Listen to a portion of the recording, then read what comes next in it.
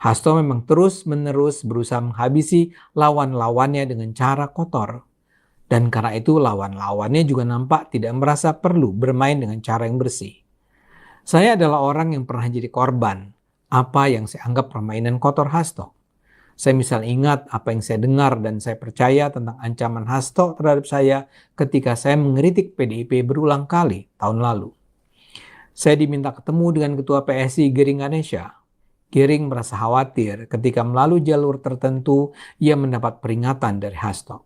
Menurut Giring, Hasto mengancam kalau Ade Armando tidak berhenti mengkritik PDIP, dia akan bongkar foto-foto yang menunjukkan kejahatan yang pernah dilakukan Ade Armando.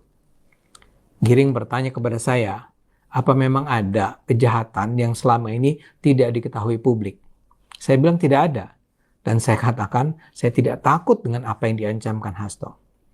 Giring nampak puas dengan jawaban saya dan menurutnya saya berhak untuk terus bersuara kritis terhadap siapapun, termasuk kepada PDIP. Itu pengalaman saya yang pertama. Pengalaman kedua, tahun lalu saya digugat perdata oleh Hasto dan Yasona Lauli. Nilai gugatannya luar biasa, mencapai 201 miliar rupiah. Mereka juga menuntut agar rumah saya disita oleh pengadilan. Saya harus menjalani proses pengadilan selama hampir 1 tahun sebelum akhirnya saya dinyatakan bebas oleh hakim. Yang ingin saya katakan, Hasto adalah tokoh politik yang bisa melakukan apa saja untuk menghabisi lawan politiknya.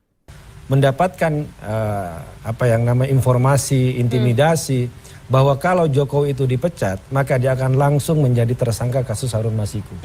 Dan itu disampaikan langsung oleh Sekjen dan pernyataan itu dinotariskan oleh Sekjen sebagai bentuk pernyataan yang resmi yang nantinya itu akan bagian dari Siapa untuk mengungkap skenario besar. Ke Sekjen? Ya ada yang ada salah satu sumber yang menyampaikan ke Mas Hasto. Kalau PDI Perjuangan memecat Jokowi dan putra-putranya, dia akan langsung tersangka kasus Harun Masiku. Kemudian 1 bulan sebelumnya kan menyampaikan juga di podcast, di sebuah podcast waktu itu sudah ada yang mendatangi Mas Hasto dan akan ditersangkakan 1 bulan sebelum itu.